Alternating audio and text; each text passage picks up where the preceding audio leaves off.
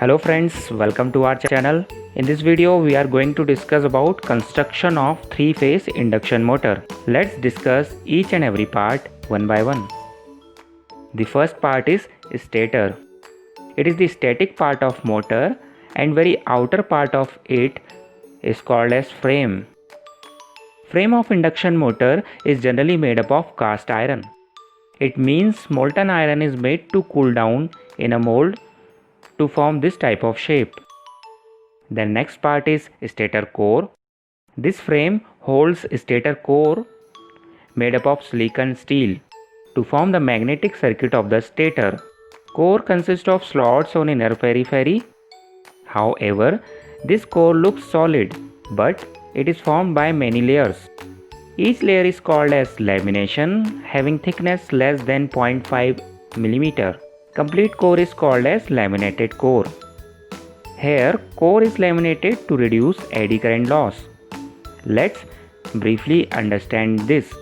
When motor works, during that time, changing magnetic flux set up in the core. This induces electromotive force inside the metallic core. Due to this, cyclones of electric current appears inside the core and cause energy loss in form of heat. This effect is drastically high if we use solid core. Therefore, we use laminated core to increase the effective resistance. Now, rotating the next important part, because it develops mechanical power, that's why it is also called as armature. In three-phase induction motor, armature can be of two types, squirrel cage or phase wound. Core of both type of rotor being almost similar. It is meant to be made from thin laminations. Slots are made on outer periphery of these laminations, while the shaft hole in the middle. Let's talk about the rotor winding. In squirrel cage rotor, winding is made from thick conductor bars, which is of copper or aluminum. At both ends, all such conductors are short-circuited through circular rings, due to which the current generated in the winding remains circulated inside the circuit. Whereas in case of phase wound rotor, it consists of three-phase winding as like in stator. The three phase have to be connected either in star or in delta. If we use delta connection, then only three terminals will remain, which connects to three slip rings made up of copper. These slip rings consist base of insulating material like bakelite. It holds the slip rings, maintain gap between them, and also not permit electric contact between slip rings and steel shaft. Carbon brushes are placed above these rings, which slide on these rings with the pressure made by spring and rocker arms. This whole brush assembly is fixed on the stator and does not move.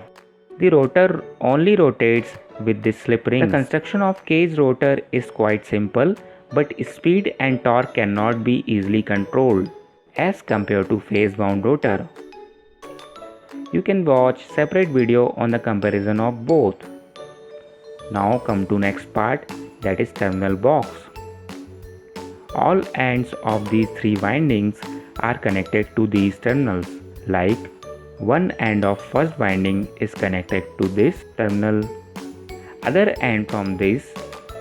One end of second winding is connected to this terminal, other end from this, and similarly one end of third winding is connected to this, while other end from this terminal. If motor is of phase wound type, then we also get terminals of rotor here. As in this demonstration, we have considered delta connection for rotor. So here we have three terminals for the rotor also. Now next important part is covers. It firmly holds the shaft left on both sides of rotor so that the rotor can rotate in the middle of the stator core. For this, both front and rear cover consist of high grade steel ball bearing. Because of that, rotor gets almost zero mechanical friction when rotates. Ball bearing is used only in motor from fractional HP to 150 HP, and above this rating, roller bearing is used, whereas fluid bearings are used for those motors who have rating in megawatts, in which there is no ball or roller. The film of oil or gas is maintained between the shaft and the guide ring.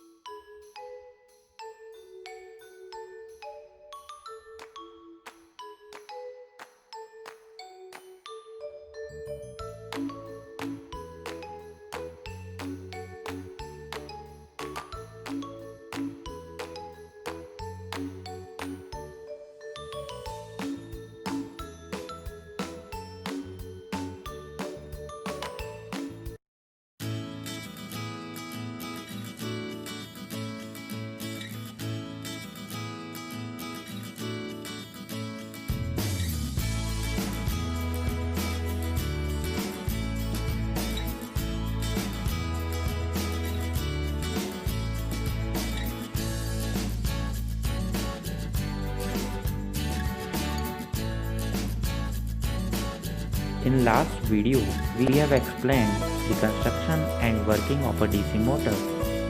DC motor simply means a motor which runs through a DC supply. When a DC voltage is given to its input terminals, the voltage pushes electric current to flow through the motor windings, and hence the winding create their own magnetic fields.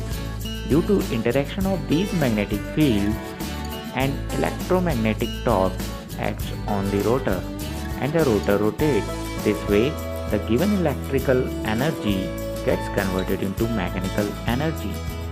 In previous video, it is shown that static magnetic field is produced by giving direct current to the field windings.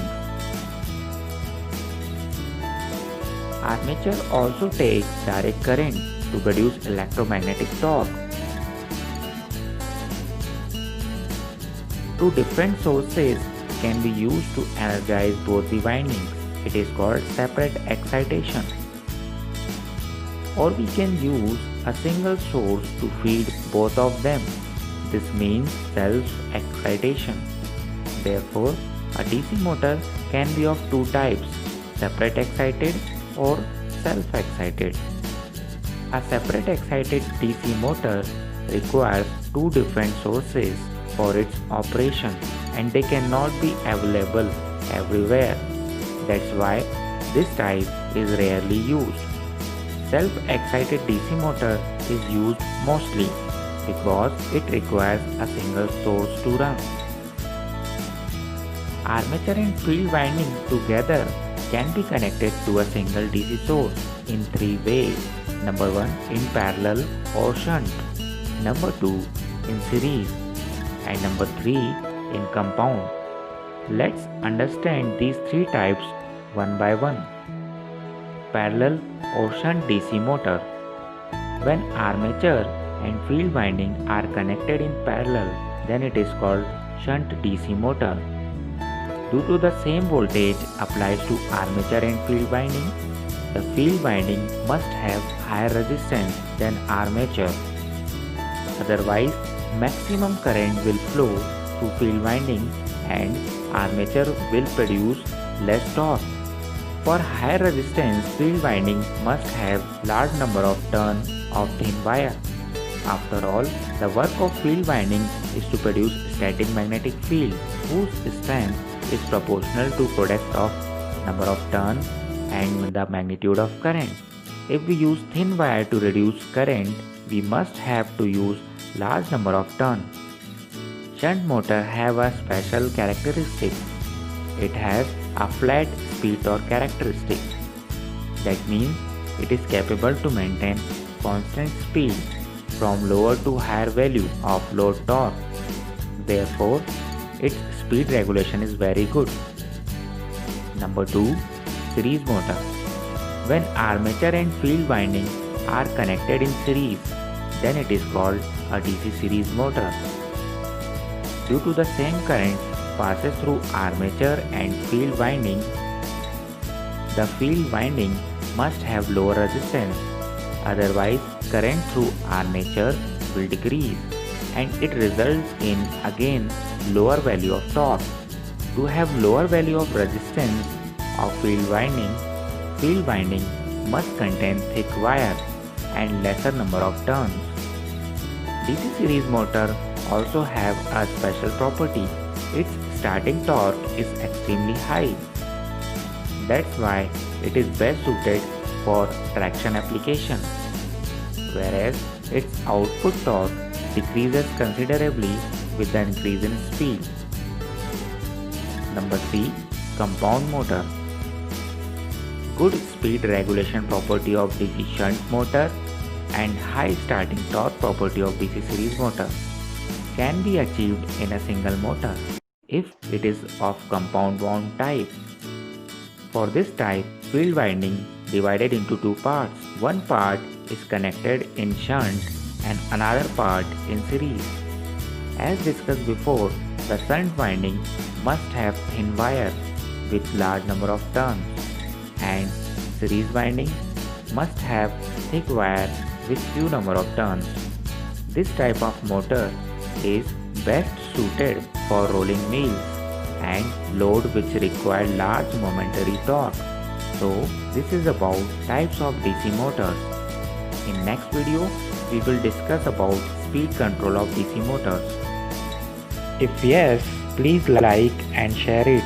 Dear friends, if you haven't subscribed our channel yet, please